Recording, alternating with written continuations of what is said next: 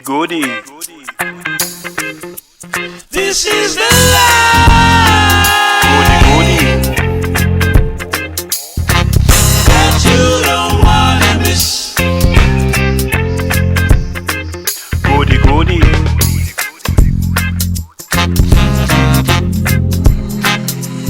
This is the life. Generally, the good weather follows us around, and yesterday, as we were coming out of the canyon, we were treated to something spectacular. We had this magnificent sunset, and then we were treated to a display of God's fireworks, which was absolutely and utterly mind-blowing. Sometimes you think it can't get better, but for us, that way is Luderitz, 70 k's odd to go, and yeah, we're going to be staying at the Nest Hotel, so let's cross fingers and hope that it keeps on running, because it does for us.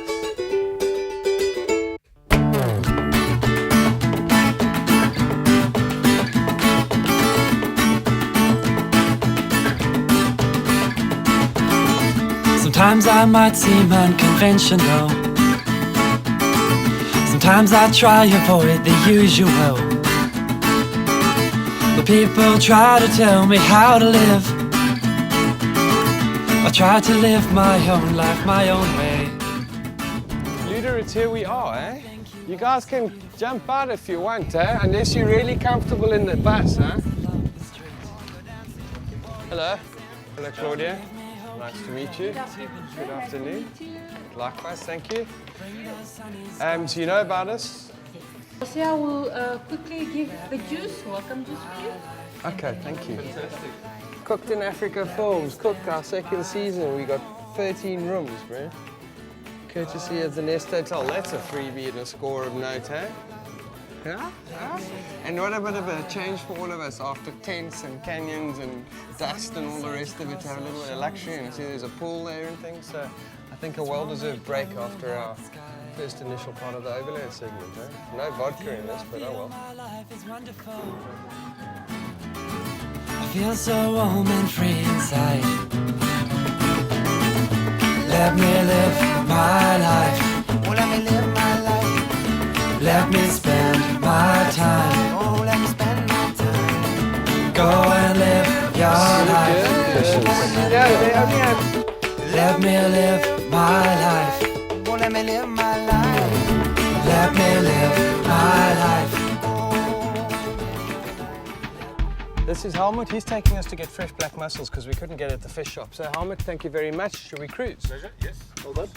So the strange thing is here, we're going to our shop in the local supermarket Spar here, and I meet Hatta, and I'm saying, we're hoping to get some this and that. She says, no, well, you should have phoned ahead and given us some warning and we would have been able to get everything from there. Then a couple of minutes later, Hatta phones us up and she says, no, my husband's got some galjoen and some snook, and he'll take you to get some fresh mussels. So here we are, cruising through Luderitz, fresh mussels for the seafood potjie this afternoon. I love this town. Good night, sweetheart. Hello, nice to meet you, Justin.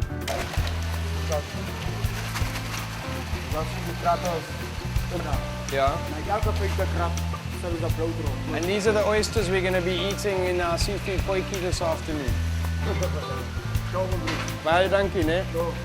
And then the beautiful thing about the oyster farm is that one of the byproducts is that you get fresh black mussels that attach themselves to the same nets that the oysters attach themselves to. So we're scoring some fresh black mussels, and check at this. Look at the size of these things for our potjie.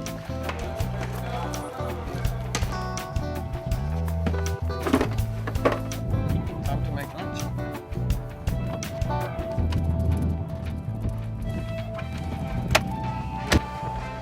So, as per usual with me, lunch turned into early dinner, so we're going to get straight into it. And the first part I have to do is use these Goliath mussels that we got from the oyster farm and steam them open so that we can shuck them out and take off the bed. So that's really straightforward, guys. And then a liberal sprinkling of your favorite tipple.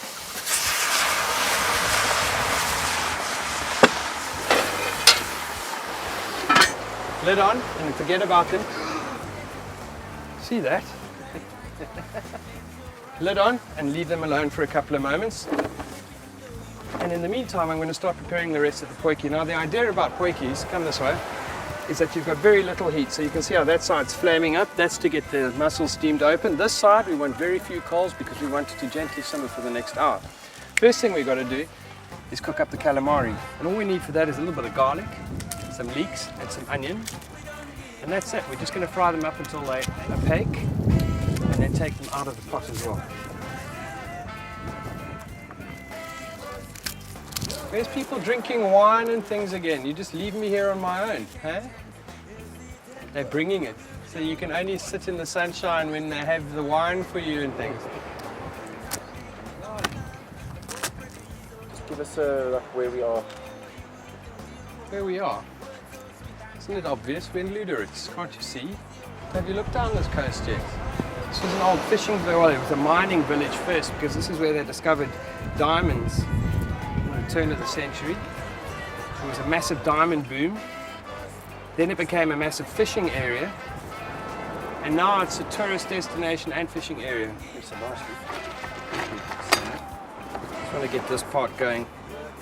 Right, so we're going to chuck this in with a little bit of butter. And you see how that melts.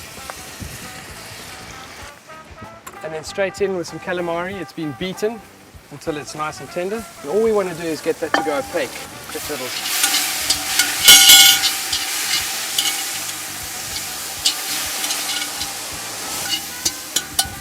A dash of paprika.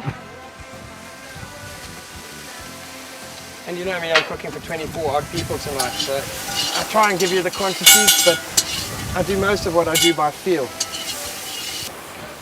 A couple of seconds longer. Keep my hands. Carry on. Sometimes I always feel like I've got to rush the cooking. Like the appreciative part is when you eat it, but sometimes you've also got to slow down. So I think I'll do exactly that.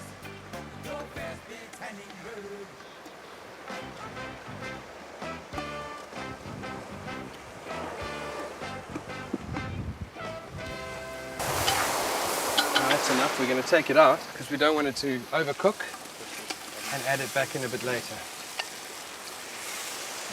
And you can already smell that nice fishy smell of the calamari. You can smell it. No, don't take your camera away. You can smell it. Then the next is a whole lot of deveined shelled prawns. And all we want to do is seal these. Another blob of butter just to get it going. Gareth, why don't you check those mussels for me? I'm sure they're opening already. Quite a bit.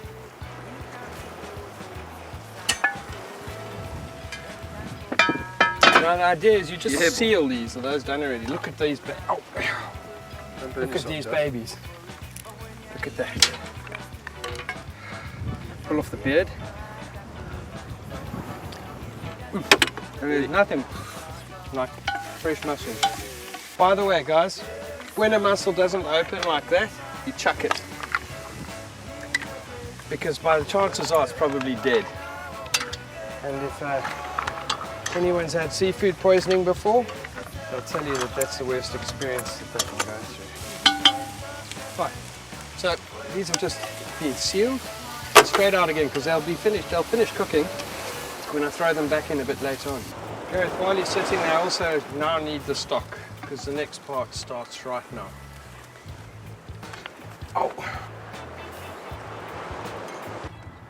So the next step is to throw in a couple of onions, some leeks, some garlic, some olive oil, and then I'm going to throw in a whole whack of basmati rice, which is a long grained rice.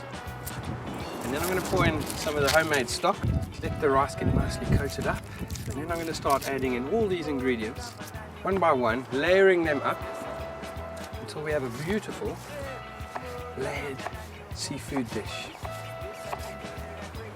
It's quite warm. Now come take a look at this.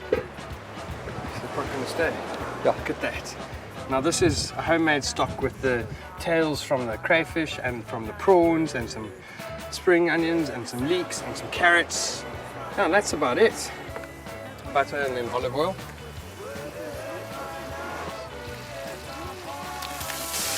Gareth, will you keep stirring these until they go translucent while I add the garlic? I don't think I've ever cooked a meal without garlic. It sounds like breakfast. add a dash of turmeric in now. Final quick stir. And then a whole whack. And then what you want to do is coat the rice around. It's the same sort of process as doing a paella or a risotto. Now you never add cold ingredients into a potjie pot, because what happens is it cools it down and then everything begins to boil. All this way, okay. You on it?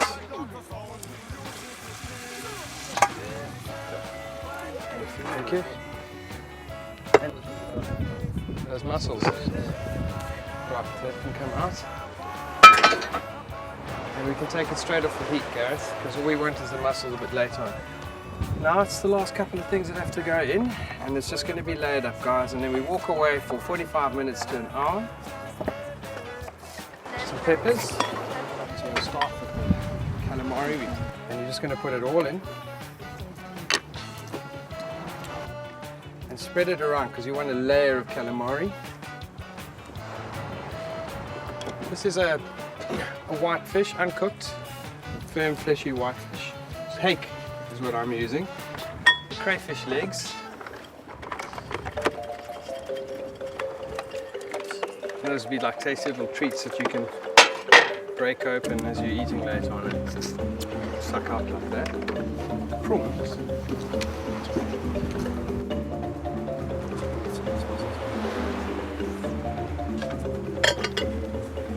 Ingredients that have to go in a bit later on are the oysters and the mussels, but we're going to leave those right until the end, literally 5 or 6 minutes before we eat. So all that's left to do is that. So now everything's on the bubble. It's time to go and check out the rugby. By the way, the Blue Bulls are playing Free State.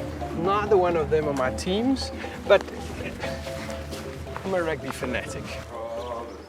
Province, province.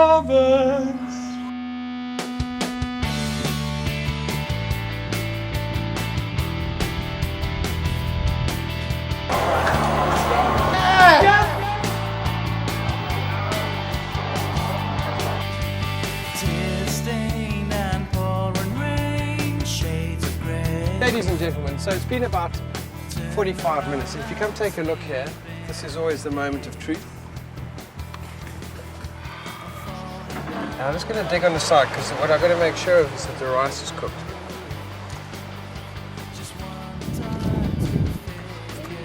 Perfect. So what we've got to do is chuck in the oysters whole, and then the mussels on top, and then we should be ready to eat in about 5 or 10 minutes. A whack of mussels. Well, let's put the green beans in first, they can go on top.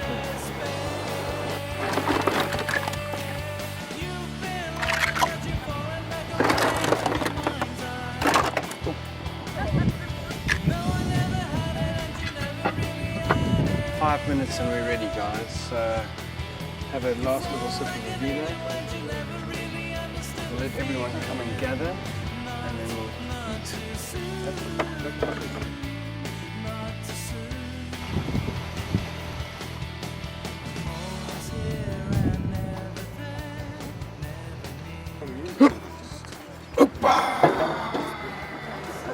Who's first in line here? Thank you. What, you're not supposed to eat the glass.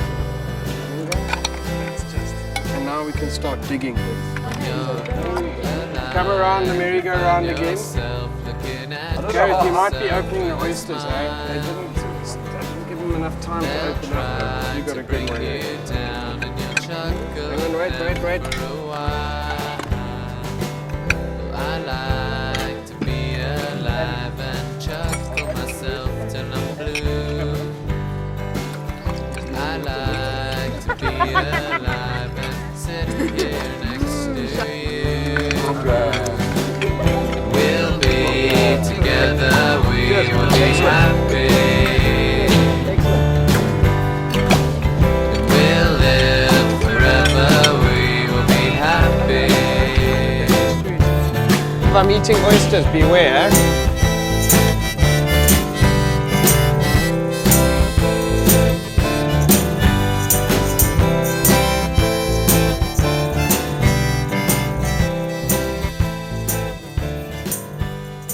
So this is a very good morning. We're at the entrance to the Kommanskuppa ghost town. And if you take a look this side, Ev, you can see these abandoned houses. At the turn of the century, this was a boom town. They found diamonds here. The whole town exploded. Millions of people came here, or thousands of people came here to look for diamonds. And then the industry collapsed. They moved down the coast. But today, we get to explore a little bit.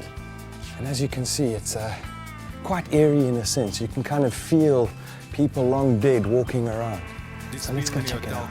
Oh, don't leave me alone here, please. Van pajama dramas en downtown dames. En bad luck reisigers. Reguit uit die hel. Op die vloer van die saloon waar die delwers al die dinge gedoen het. So it's time to make a little gazpacho and some lemonade for the guys. Homemade lemonade, let me tell you. And yeah, this is the ghost town, Kommanskuppa, just out of Luderitz. I guess I really have to say thank you to De Beers Namibia and Ghost Town Tours for allowing us the privilege of populating the ghost town with all of my friends. And they're getting a bit thirsty, the sun's coming up, it's starting to heat up a little bit, so I'm going to make a quick lemonade for everyone, because who wants to drink those carbonated soft drinks when you can make your own, right? And it's straightforward, guys, all we need to do.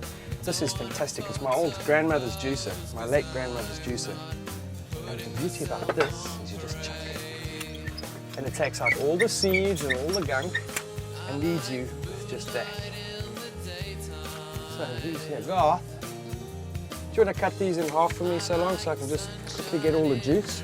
Now I'm making about 6 litres, so I'm going to chuck all these lemons in here in a second and chuck the sugar in, and then essentially blend it until the sugar dissolves into the lemon juice. And then we'll add some ice, some raisins to help it ferment, some ice to cool it down, and leave it in the shade while I make up a gazpacho. Garth, you wanna, Tanya, where are you? This, you wanna just keep doing that for me in a sec?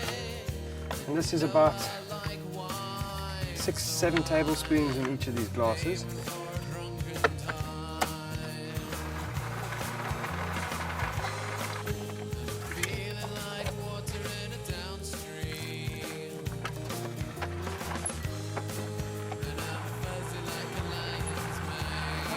Takes a sec, Evan.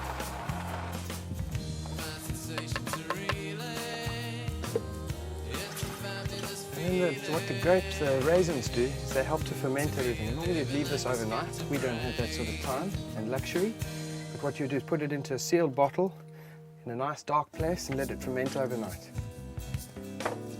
And then you get the sparkle and the fizz. And then all I've got to do is add in some chopped ice.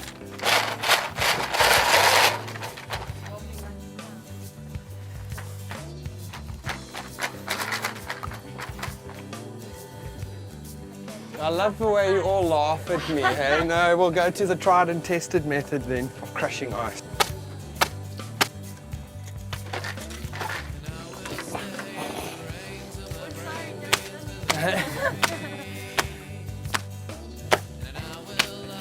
Actually, maybe I shouldn't do it on the building in case it collapses. I think you get the idea, so I'm just going to keep crushing ice and chucking it in here. Leave it for half an hour or so and then everyone can have a drink. Can I leave that to you, Gords? Right, so while this is happening and Gords is sorting this out, I'm going to make you gazpacho, and it's a cold soup.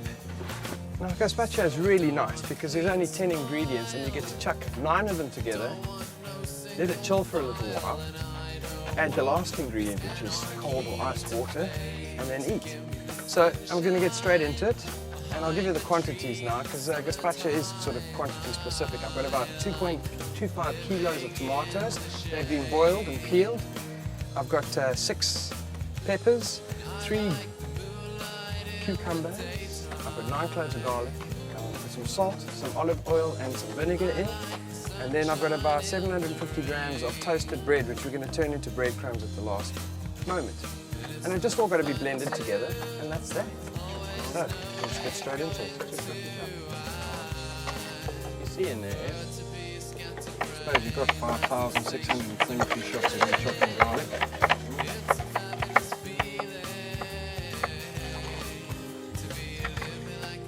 Now there should be 6 heaped teaspoons of salt. I'm a bit reluctant to do that much, so I'll put a little less in to start off with and rather taste it as we go along.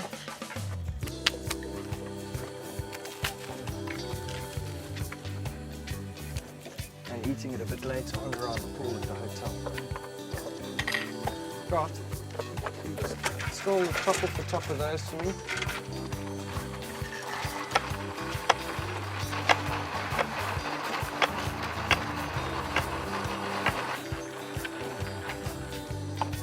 Give everything a bit of a poke in. And you see what I mean by a soup salad.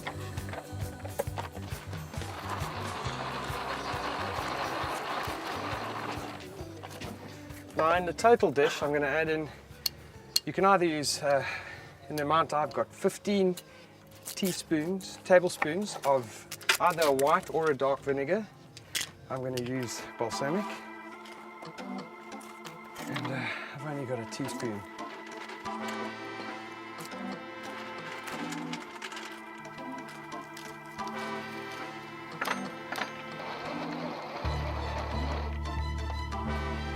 Chucking in there to have a full bowl. Okay. Okay. As Gordon says, do I want to throw mint in it? And you must ask yourself, where do we get mint in the best of the desert? We bring our own. Here I have mint, and if you travel with your own herbs, it means you always have them. And not knowing where you're going to get them from means that if you have them, you can use them. This is a basil mint.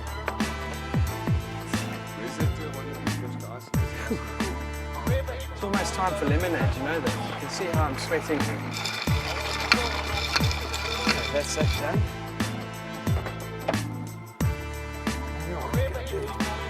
Give it a good mix, chill it down, and a bit later on we'll add some ice blocks and serve.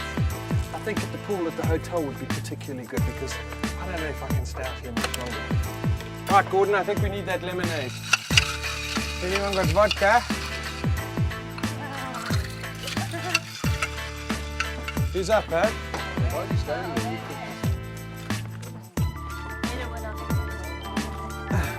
No hungry, thirsty, hot, stinky, sweaty, smelly people. They glow. Oh, I'm sweaty, smelly, stinky. How much is it? Ball.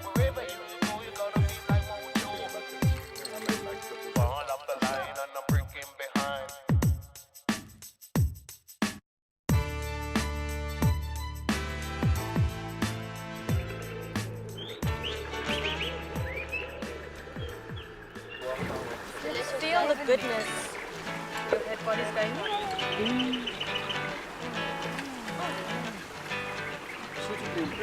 Yeah, very good. Yeah, this is great. Yeah.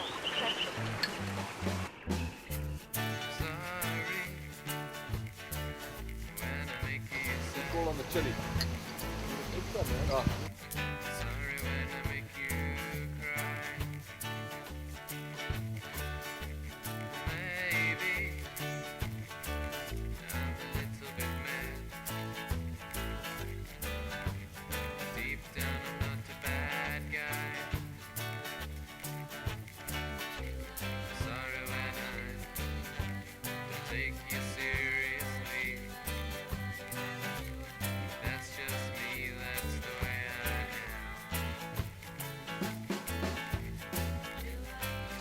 Thank you so much. No problem.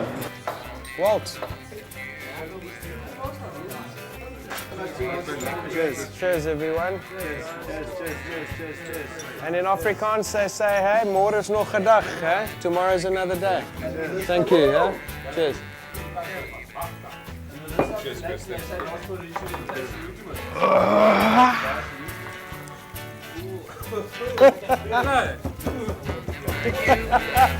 You down.